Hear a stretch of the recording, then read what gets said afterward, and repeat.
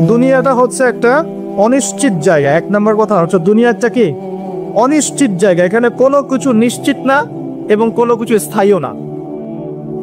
এখানকার সুখও স্থায়ী না, এখানকার দুঃখও স্থায়ী না। এখানে আপনি সুখে আছেন, এই সুখ চিরদিন থাকবে না, মাথায় নিয়ে নেবেন। এখন খুব সুখে আছি আলহামদুলিল্লাহ, কিন্তু এই সুখ কিন্তু চিরস্থায়ী হবে না, মাথায় নিতে হবে। এখন খুব কষ্টে আছেন, এই কষ্টও চিরস্থায়ী হবে না, সুখ আসবে এরপরে। এখন সুস্থ আছেন, এই সুস্থতা চিরস্থায়ী হবে না, অসুস্থ হবেন। আবার অসুস্থ আছেন, এই অসুস্থতা চিরস্থায়ী হবে না, আবার আপনি সুস্থ হবেন ইনশাআল্লাহ। মানে দুনিয়াতে কোনো কিছুই চিরস্থায়ী না। কারণ কি? কারণ দুনিয়াটাই তো চিরস্থায়ী না। মানে এই দুনিয়াটাই তো চিরস্থায়ী না, এই কারণে দুনিয়ার কোনো কিছুই কি না, চিরস্থায়ী না, সব টেম্পোরারি। এটা হচ্ছে দুনিয়ার বাস্তবতা, হাকিকত। কোনটা স্থায়ী? ওয়াল আখিরাতু খায়রুন ওয়া আবকা। আখিরাত হচ্ছে চিরস্থায়ী এবং উত্তম, এটা স্থায়ী। এখানে যে খারাপ আমল নিয়ে যাবে, অনন্তকাল ওই খারাপ আমলের ফল তাকে ভোগ করতে হবে। ওখানে যে সৎ আমল নিয়ে যাবে, ঈমান নিয়ে যাবে, অনন্তকাল সে সুখ এবং স্বাচ্ছন্দ্যে থাকবে ইনশাআল্লাহ। এই কথাটা কখনো ভুলে যাওয়া যাবে না। দুনিয়া একটা ক্ষণস্থায়ী জায়গা, টেম্পোরারি জায়গা, এখানকার কোনো কিছুই স্থায়ী না। এক। দুই, এই দুনিয়ার জীবনটা জেলখানা। এটা কি? এটা আমার কথা না, নবী সাল্লাল্লাহু আলাইহি ওয়াসাল্লাম বলেছেন, আদ-দুনিয়া সিজনুল লিল মুমিন। দুনিয়া হচ্ছে মুমিনদের জন্য কারাগার। কারাগার চেনেন? জেলখানা চেনেন? জেলখানার ভিতরে যখন আসামিদেরকে ঢোকানো হয়, জেলখানার ভিতরে যখন আসামিদেরকে ঢোকানো হয়, তখন কি তাদের ইচ্ছার কোনো স্বাধীনতা থাকে? সে কি চাইলেই বের হতে পারবে? ওখানে বসে যা ইচ্ছা তাই করতে পারবে? পারবে না। আল্লাহর নবী বলছে, এই দুনিয়ার জীবনটা তোমাদের সবার জন্য হচ্ছে জেলখানা। আমরা মানে মুমিনদের জন্য। আর যারা কাফের, আল কাফেরদের জন্য আর দুনিয়া সিজনুল লিল মুমিন ওয়াল জান্নাতু লিল কাফির। কাফেরদের জন্য দুনিয়া হচ্ছে জান্নাত। জান্নাত মানে যেখানে যা ইচ্ছা তাই করা যায়, তাই না? জান্নাতে আমরা যা ইচ্ছা তাই করতে পারবো ইনশাআল্লাহ। এখানে কোনো রকমের বাধা ধরা নিয়ম থাকবে না। সবাই আমরা আল্লাহর দিদার লাভ করবো ইনশাআল্লাহ, আল্লাহর নিয়ামত ভোগ করবো। আপনি যা চান তাই দেওয়া হবে ইনশাআল্লাহ। এই হলো জান্নাত। তো এই দুনিয়ার জীবনটা মুমিনদের জন্য কারাগার আর কাফেরদের জন্য জান্নাত। তাহলে বুঝলাম দুনিয়া ক্ষণস্থায়ী, এটা স্থায়ী না। এটাও বুঝলাম দুনিয়ার জীবনটা কারাগারের জীবন, যেখানে আমরা নিজের মন গড়া আমল করতে পারবো না, নিজের ইচ্ছার কোনো স্বাধীনতা নাই। এখানে আমরা দুনিয়াতে আমাদের ইচ্ছার কোনো স্বাধীনতা নাই। আল্লাহ পাকের ইচ্ছার অধীনে আমরা পরাধীন। আল্লাহ পাক বলেছেন নামাজ পড়তে হবে, রোজা রাখতে বলেছেন রাখতে হবে, যাকাত দিতে বলেছেন নিসাব পরিমাণ সম্পদ হলে যাকাত দিতে হবে, সামর্থ্য হলে হজ করতে হবে, সৎ কাজে আদেশ করতে হবে, অসৎ কাজে নিষেধ করতে হবে, পিতামাতার সম্মান করতে হবে, সত্য কথা বলতে হবে, সৎ পথে চলতে হবে। এগুলো আল্লাহ পাক বলেছেন করতেই হবে। আল্লাহ বলেছেন এখানে শিরিক করতে পারবে না, বেদাতি আমল করতে পারবে না, এখানে হারাম খেতে পারবে না, জেনা করতে পারবে না, মাদক খেতে পারবে না, হ্যাঁ, অন্যের সম্পদ নষ্ট করতে পারবে না, অন্যের নামে গীবত তহমত অপবাদ দিতে পারবে না, অন্যের হক নষ্ট করবে না, ঠিক আছে? সন্তানদেরকে তোমরা খাদ্যের ভয়ে হত্যা করবে না, পিতামাতাকে অসম্মান করবে না, ইত্যাদি যত নিষেধ আল্লাহ পাক করেছেন, এই নিষেধগুলোও মেনে চলতে হবে। এটা কারাগারের জীবন। কারাগারে বসে আমরা এখন কি করছি জানেন? হাকিকত হচ্ছে কারাগারের জীবনে বসে যে জীবনটা একে ক্ষণস্থায়ী, দ্বিতীয়ত হচ্ছে অনিশ্চিত, মানে কার কতদিন সময় বাকি আছে কেউ জানে না। জানে? অনিশ্চয়তার দুনিয়ার জীবনে, কারাগারের দুনিয়ার জীবনে বসে আপনি পাবজি খেলছেন। এই অনিশ্চিত কারাগারের জীবনে বসে আপনি মেয়ের সাথে এখন এই যে গার্লফ্রেন্ড বয়ফ্রেন্ড ফ্রি মিক্সিং অ্যাফেয়ারে লিপ্ত আছেন। অনিশ্চয়তার জগৎ, ক্ষণস্থায়ী জগৎ, এবং কারাগারে বসে আপনি মন গড়া যা আমল তাই করছেন।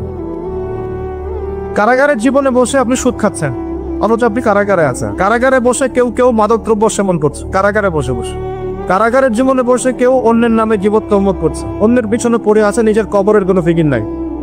কারাগারে বসে মানুষ নামাজ করছে না। আল্লাহর কারাগারে থেকে মানুষ আল্লাহর বিধান পালন করছে না। আল্লাহ পাকের কারাগারের মধ্যে থেকে মানুষ আল্লাহ দ্রোহিতা করছে, কেউ আল্লাহকে স্বীকারই করছে না।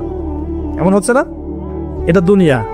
আপনাদেরকে বোঝাতে চাই, বয়স আপনাদের কম যেহেতু, যে এই দুনিয়ার জীবনটা প্রথমত ক্ষণস্থায়ী, দ্বিতীয়ত অনিশ্চিত, তৃতীয়ত এই দুনিয়াটা হচ্ছে কারাগার। এটা কি? কারাগার। এখানে ইচ্ছার স্বাধীনতা নাই। চতুর্থত হচ্ছে এই দুনিয়ার একজন মালিক আছে। কে আছে? একজন মালিক আছে। এই মালিকের দাসত্ব করতে পারলে আপনি এই দুনিয়াতেও সুখী হবে, পরে কোনো সুখী হবে ইচ্ছা। এখন এই দাসত্ব করার আগে আগে ভালো করে মাথায় ইনস্টল করবেন যে ইহকাল পরকালে আল্লাহ রব্বুল আলামিন ছাড়া, ইহকাল এবং পরকালে আল্লাহ পাক ছাড়া সত্যিকার অর্থে আপনাকে কেউ ভালোবাসে না। এটা মাথায় নেবেন। সত্যিকার অর্থে কেন পিতামাতা কি আমাদেরকে ভালোবাসে না? বাসে, বাসে কিনা? বাসে। কিন্তু এই ভালোবাসা আল্লাহর ভালোবাসার মতো নয়, এটা অন্য বিষয়। এটা হচ্ছে সন্তানের প্রতি পিতামাতার মহব্বত, মাওয়াজ্জাতা, রহমা, দয়া, মমতা, অন্য জিনিস। আল্লাহ রাব্বুল আলামিন আপনাকে আমাকে যেভাবে ভালোবাসেন, এটা যদি আমরা আসলে ব্যাখ্যা করতে পারতাম তাহলে বুঝতে পারতাম। আসলে এটা ব্যাখ্যা করার মতো জ্ঞান আল্লাহ আমাদেরকে দেন নাই।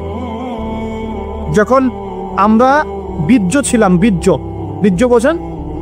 অবশ্যই বোঝেন। এই জেনারেশন তো পর্নোগ্রাফিতে আসক্ত, আর পর্নোগ্রাফিতে আসক্ত জেনারেশন গোপন পাম্প বেশি পড়ে বাথরুমের মধ্যে। হ্যাঁ, পর্নোগ্রাফিতে আসক্ত জেনারেশন গোপন পাম্প বেশি করে টয়লেটে দিয়ে। এটা এই যুগ চলছে এখন। আর এটা নিয়ে আমি আলাদা লেকচার দিয়েছি, নীল দর্পণ অনলাইনে আছে। এই জেনারেশনটাই পর্নোগ্রাফিতে আসক্ত, অনেকেই, বেশিরভাগই। এমন মানুষ খুব কম পাওয়া যাবে যার ফোনের মধ্যে এইসব পর্ন ভিডিও নাই, বা যে দেখেনি কোনোদিন। হয়তো একটা মানুষও খুঁজে পাওয়া যাবে কিনা সন্দেহ আছে যে কখনো এটা দেখে নেয়। তো এর ফলশ্রুতিতে গোপন পাপ বেড়েছে। আমরা এক সময় বীর্য ছিলাম, শুক্রাণু এবং ডিম্বাণু মিলিত হয়ে জাইগোট গঠিত হয়, জাইগোট। ওই সময় আমাদের মধ্যে কোনো রূহ বা প্রাণ ছিল না। আল্লাহ পাক তখন আমাকে দেখেছে, দেখেন নাই? আল্লাহ পাক তখন আপনাকে ভালোবেসেছে, আপনার সাথে ছিলেন।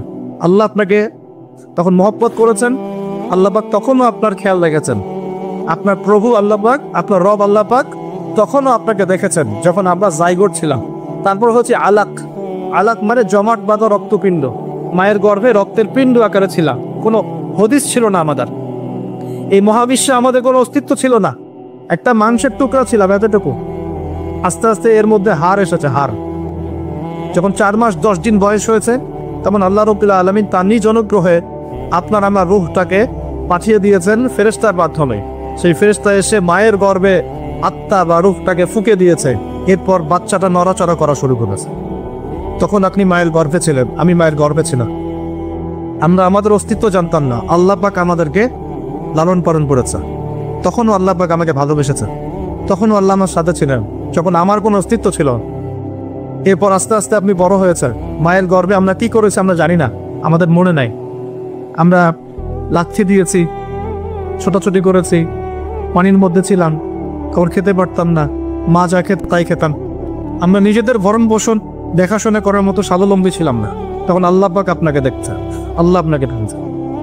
এরপরে আপনি অনেক কষ্ট করে, আমরা অনেক কষ্ট করে মায়ের গর্ভ থেকে পৃথিবীতে এসেছি। আসার পরেই শয়তান আমাদের কলিজার মধ্যে খোঁচা দিয়েছিল। যখন খোঁচা দিয়েছিল তখন আমরা চিৎকার করে কান্না করে উঠেছিলাম। ঠিক তখনই আমাদের কানের মধ্যে আমাদের পিতারা আজান দিয়েছিল, আল্লাহু আকবার, আল্লাহু আকবার, আশহাদু আল্লা ইলাহা ইল্লাল্লাহ, আশহাদু আন্না মুহাম্মাদার রাসূলুল্লাহ, হাইয়া আলাস সালাহ, হাইয়া আলাল ফালাহ, আল্লাহু আকবার, আল্লাহু আকবার, লা ইলাহা ইল্লাল্লাহ। এটা দ্বিগুণ করে বলেছেন, ডাবল করে বলেছেন, আমি শর্ট করে বললাম। এই আজানের কেন আজান দিতে হয়েছে? কারণ শয়তান যখন কলবে খোঁচা দিয়েছে ঠিক তখনই আমরা চিৎকার করে কেঁদে উঠেছিলাম। এরপর আমাদের পিতারা আমাদের কানে আজান দিয়েছে। তখন আপনার আমার কোনো আসলে সেন্স ছিল না, এই ভালো মন্দ বোঝার কোনো জ্ঞান ছিল না। তখনও আল্লাহ আপনাকে দেখেছে, তখন আল্লাহ আমাকে দেখেছে। আল্লাহকে চিনতে শেখে। কে আল্লাহ?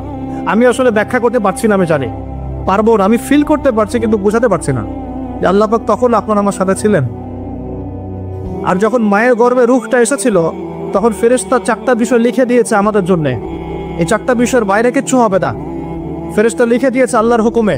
1 নাম্বার, ওই বাচ্চা সৌভাগ্যবান হবে না দুর্ভাগ্যবান হবে, লেখা হয়ে গেছে। মানে জান্নাতে যাবে না জাহান্নামে যাবে, লেখা হয়ে গেছে। আল্লাহ পাক লিখে দিয়েছেন এই সন্তান বড় হয়ে কত বছর বাঁচবে, লেখা হয়ে গেছে। 3 নাম্বার লেখা হয়ে গেছে তার রিজিক কি কি হবে, সে কি কি রিজিক পাবে। 4 নাম্বার লেখা হয়ে গেছে যে সে এই দুনিয়াতে কি কি কাজ করবে, কি কি আমল করবে। এই 4টা বিষয় আল্লাহ পাক লিখে দিয়েছেন যখন আমাদের মায়ের গর্ভে আমরা 4 মাস 10 দিন বয়সে ছিলাম। 4 মাস 10 দিনের আগে বাচ্চা নড়াচড়া করে না, মেডিকেল সায়েন্স পড়ে দেখ। এরপরে যখন আমরা দুনিয়া এসেছি মা আমাদেরকে বুকের দুধ খাইয়েছে। যদিও বা এখনকার মায়েরা তো বুকের দুধ খাওয়াতে পারে না অনেকেই, বাচ্চাদেরকে বেবি সিটারের কাছে রেখে আসে, দেখেন নাই? ওই চাইল্ড কি আছে না, ডে কেয়ার সেন্টার টাইপের, যেখানে কাজের বুয়াদের দিয়ে বাচ্চাদেরকে লালন পালন করানো হয়। এখন তো ফ্যামিলিস্ট রেভলিউশনের যুগ, মেয়েরা এখন ঘরে থাকতে পারে না, চাকরি বাকরি ব্যবসা বাণিজ্য, কত ব্যস্ততা ওদের, এই নিজের বাচ্চাকে রেখে আসে মানুষের কাছে, তাই না? চাইল্ড ডে কেয়ার সেন্টারে। পরে দেখবেন ওই বাচ্চারা মায়ের মমতাহীনতায় বড় হবে। যারা মায়ের মমতাহীনতায় বড় হয়, বাবার মমতাহীনতায় বড় হয়, এরা বড় হয়ে একটু উগ্র মেজাজের হয়ে যায়।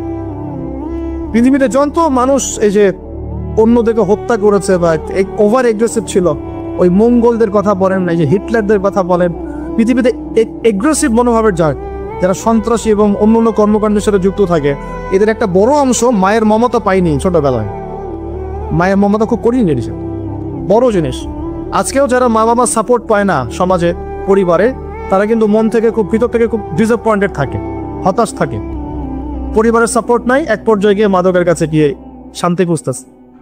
মাদক নিয়ে আমাদের চেয়ারম্যান সাহেব কথা বলেছেন, আলহামদুলিল্লাহ। এর পিছনে অনেক কারণ আছে, আমাদেরকে কারণের গোড়ায় যেতে হবে। কারণটা কি? পারিবারিক মূল্যবোধ যখন অবক্ষয় ঘটে, তখন ছেলেটা মাদক খায়। গার্লফ্রেন্ড বয়ফ্রেন্ড ফ্রি মিক্সিং এর মধ্য দিয়ে যখন একটা মেয়ে একটা ছেলেকে কষ্ট দেয়, হারাম প্রেমে যখন ছেঁকা খায়, তখন সে মাদক খেতে যায়। রিজন আছে পেছনে।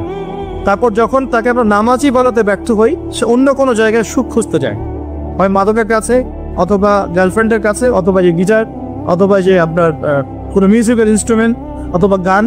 এখানে গিয়ে সে শান্তি খোঁজার চেষ্টা করে, ইন্টারনাল পিস চায়, সে মন থেকে শান্তি চায়। আমরা তাকে যদি তার জীবনের উদ্দেশ্যটা বোঝাতে পারি, তোমাকে আল্লাহ পাক দুনিয়ায় পাঠিয়েছেন আল্লাহর ইবাদত করার জন্য এবং আল্লাহর জমিনে তার দিক প্রতিষ্ঠা করার জন্য, এই বিষয়টা যদি আমরা ওকে বোঝাতে পারি যে তোমার জীবনটা মূল্যবান, হ্যাঁ, তোমার জীবন যৌবন, তোমার জান মাল সময় শ্রমকে আল্লাহর পথে বিলিয়ে দিলে ইনশাল্লাহ কাল কিয়ামতের মাঠে তুমি আরো সে ছায়া পাবে, যুব সমাজ ফিরে আসবে। চল, ওদের গোড়ায় আঘাত করতে হবে। কিসের হতাশা? গার্লফ্রেন্ড চলে গেছে, হতাশ হওয়ার কোনো কারণ আছে? যে আপনাকে ছেড়ে চলে যায়, সে তো আপনাকে ভালোবাসবে। আর যে আপনাকে ভালোবাসা নেই, তার জন্য আপনি মাদক খাবেন কেন? কথা ঠিক আছে না? যে আপনাকে ভালোবাসে নাই, তার জন্য আপনি কেন মাদক খাবেন? দেখা যায় বেকারত্ব, চাকরি বাকরি পাচ্ছে না, বাসা থেকে বসে, কামাই রোজগার নাই, ঘরে বসে বসে খাস। হ্যাঁ, তোর পিছনে এত টাকা ঢাললাম, পারিবারিক সাপোর্টের অভাব, মায়ের মমতার অভাব, বাবার একটা বন্ধুত্ব সুলভ আচরণের অভাব, এইসব কারণে ও ভিতর থেকে ফ্রাস্ট্রেটেড হয়ে যায়। তখন বন্ধুর বন্যায় পরে, বন্ধু বলে আয় ওসব বাদতে, টানদের শান্তি পাবে। তখন বন্ধুর কাছে যায়, এই যে টানা শুরু করলো, এখান থেকে শুরু হবে। প্রথমে সিগারেট থেকে শুরু করে, আস্তে আস্তে যাবে যে গাঁজা, ফেন্সিডিল, এখন তো ইয়াবার যুগ চলছে, আরো বড় বড় কত মাদক আল্লাহ ভালো জানেন এখন লঞ্চ হয়েছে, এগুলো প্রশাসন ভালো বলতে পারবে। তো স্টার্টিংটা কিন্তু এভাবে হয়, পারিবারিক সাপোর্টের অভাব, অথবা মমতার অভাব, অথবা একটা হৃদ্যতাপূর্ণ পরিবেশ নাই পরিবারের মধ্যে, ঝগড়াঝাটি ফাঁসা, পিতামাতার মধ্যে ফাঁসা, অথবা বন্ধুদের পাল্লায় পড়া, অথবা নারী, অথবা হতাশা, বেকারত্ব। এই কয়েকটি কারণ মূলত এগুলো থেকেই ছেলেরা মাদকের দিকে যাচ্ছে। তো কারণগুলো সলভ করতে হলে কোথায় আসতে হবে? আমি দুইটা খালি মেডিসিন বলে, অনলি দুইটা। কয়টা? দুইটা। আমি চ্যালেঞ্জ করছি, এই দুইটা মেডিসিন যদি প্রয়োগ করা যায় যুব সমাজের উপরে, ইনশাআল্লাহ 1% যুবক মাদক খাবে না ইনশাআল্লাহ। একটা মেডিসিন হচ্ছে কিচ্ছু না, শুধু ওদেরকে 5 ওয়াক্ত নামাজ পড়তে হবে। টাইম টু টাইম তোমরা 5 ওয়াক্ত নামাজ পড়বা। যত হতাশা, গ্লানি, কষ্ট দেখবা, সমস্ত কষ্ট ওই আল্লাহর সামনে ঢেলে দিবা। যখন তোমার কেউ ছিল না, যে আল্লাহ তোমাকে দেখেছে, ওই আল্লাহর সামনে ঢেলে দিতে হবে। পারা যাবে ইনশাআল্লাহ। এই একটা মেডিসিন। অতএব নামাজই বানান, মানুষকে বেশি বেশি নামাজই বানান, অটোমেটিক সে মাদক থেকে দূরে আসবেন। আল্লাহ পাক ওয়াদা করেছেন, আল্লাহ বলছেন, ইন্নাস সালাতা তানহা আনিল ফাহশাই ওয়াল মুনকার ওয়া যিকরুল্লাহি আকবার। আল্লাহ বলছেন, শোনো, নিশ্চয় নামাজ পড়ার মতো করলে, নামাজ কায়েম করার মতো করলে, এই নামাজই তোমাকে সমস্ত পাপ থেকে দূরে রাখবে। ইচ্ছা নামাজ, আমি 3G 4G নামাজের কথা বলছি, নামাজের কথা বলছি যে নামাজে আপনি মনোযোগের সাথে, হুজুর সাথে নামাজে কি করছেন বুঝতে পারছেন, সেজদায় গিয়ে দোয়া করছেন, আল্লাহকে পাচ্ছেন, এই নামাজের কথা বলছি। এই নামাজ যে ব্যক্তি পড়তে পারে 5 ওয়াক্ত, ইনশাআল্লাহ মাদকের ধার কাছেও সে কখনো যাবে না।